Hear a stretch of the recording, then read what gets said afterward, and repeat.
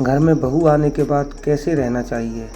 एक पिता ने अपनी पत्नी और बेटे को बड़ी सरलता से समझाया। शहर में एक परिवार रहता था। उस परिवार में एक लड़का और उसके माता पिता रहते थे। पिता एक दुकानदार था जिसका नाम दीपक था।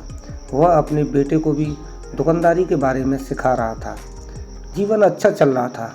सभी लोग घर में खुश थे। एक दिन लड़के के लिए एक रिश्ता आया और दीपक ने सोचा कि अब अपने लड़के का विवाह कर देना चाहिए। अब हमारा लड़का दुकानदारी भी अच्छे से जान गया है और उसे काम करने में भी कोई परेशानी नहीं होगी। दीपक कुछ सरल स्वभाव का व्यक्ति था और उसकी पत्नी थोड़े पुराने विचार और चिड़चिड़े स्वभाव की थी।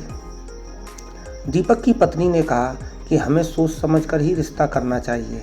हमें पहले देख लेना चाहिए, तभी आगे बढ़ना चाहिए। दीपक ने अपनी पत्नी से कहा कि अब तुम्हें अपने व्यवहार में बदलाव लाना होगा। अब लड़के का विवाह हो रहा है, इसलिए हमें भी उसके अनुसार ही चलना होगा। पत्नी ने कहा कि मैं क्यों अपना व्यवहार बदलूं, मैं तो बिल्कुल सही हूं। दीपक बहुत ही समझदार था। उसने अपनी पत्नी से कहा, मेरी बात ध्यान से सुनो। अब तक हमारा बेटा हमारी हर बात को मानता था, लेकिन जब लड़के की शादी होगी तो कुछ बातों में बदलाव आएगा। जब हमारे लड़के की शादी होगी तो वह इस दुविधा में फंस सकता है कि हमारी बात माने या अपनी पत्नी की बात को माने। अगर वह हमारी बात मानता है तो पत्नी को बुरा लग सकता है, और अगर वह पत्नी की बात मानेगा तो तुम्हें बुरा लग सकता है। यह समस्या हमेशा बनी रहेगी। इसलिए मैं तुम्हें समझा रहा हूँ कि अब तुम्हें अपना चिड़चिड़ा और जिद्दी स्वभाव छोड़ना होगा।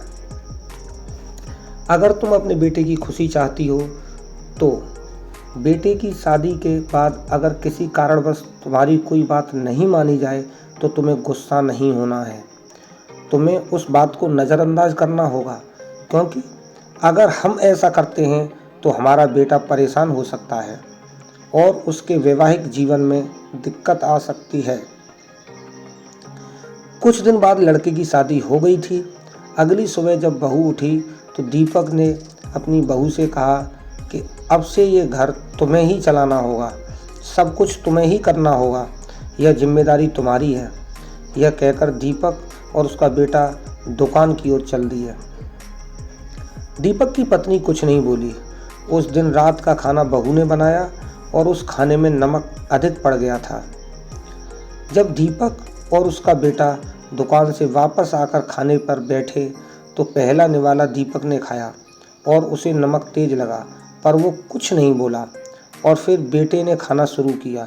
बेटे ने जब नमक अधिक देखा तो अपने पिताजी की ओर देखकर कहा कि आप देख रहे हैं पिताजी, कितना तेज नमक है। बेटा जैसे ही अपनी पत्नी से कुछ कहने को हुआ तो दीपक ने बेटे से चुप रहने को कहा और बोला कि कुछ भी कहने की ज़रूरत नहीं है, चुपचाप खा लो। बेटे को कुछ भी समझ नहीं आ रहा था। तभी पत्नी ने जब खाना खाया तो वह भी कुछ बोलने वाली थी, तो दीपक ने उसे भी कुछ बोलने से मना कर दिया। जब खाना समाप्त हो गया तो सभी लोग खड़े हो गए और दीपक बाहर टहलने चला गया। पिताजी के पीछे लड़का भी चला गया और अपने पिताजी से पूछा कि आपने आज इतना अधिक नमक का खाना क्यों खाया। पिताजी ने कहा कि तुम्हें भी यह सोचना चाहिए कि अगर तुम सबके सामने अपनी पत्नी को बुलाकर उसके खाने में कमी निकालते तो उसे कितना बुरा लगता। हो सकता है कि जल्दबाजी में ऐसा हो गया हो, और अगर तुम्हें कुछ कहना ही है तो उसे अकेले में समझाओ, इससे उसे बुरा भी नहीं लगेगा। और बोले, बेटा वो तुम्हारी पत्नी है, वो अपना घर छोड़कर तुम्हारे भरोसे ही तो इस घर में आई है। अगर तुम ही इसका साथ नहीं दोगे तो कौन देगा। तुम्हें अब अपनी गृहस्थी बड़े देखकर चलानी है। बेटे को पिता की बात समझ आ गई थी। आखिर में जब लड़के की पत्नी ने खाना खाया तो उसे भी पता चल गया कि खाने में नमक तेज है। तो उसने सुबह उठकर सबसे कहा कि मुझे माफ़ करना, रात को मैंने खाने में अधिक नमक डाल दिया था। पिताजी ने कहा कि इसमें कोई भी गलती नहीं है, ऐसी गलती तो किसी से भी हो सकती है।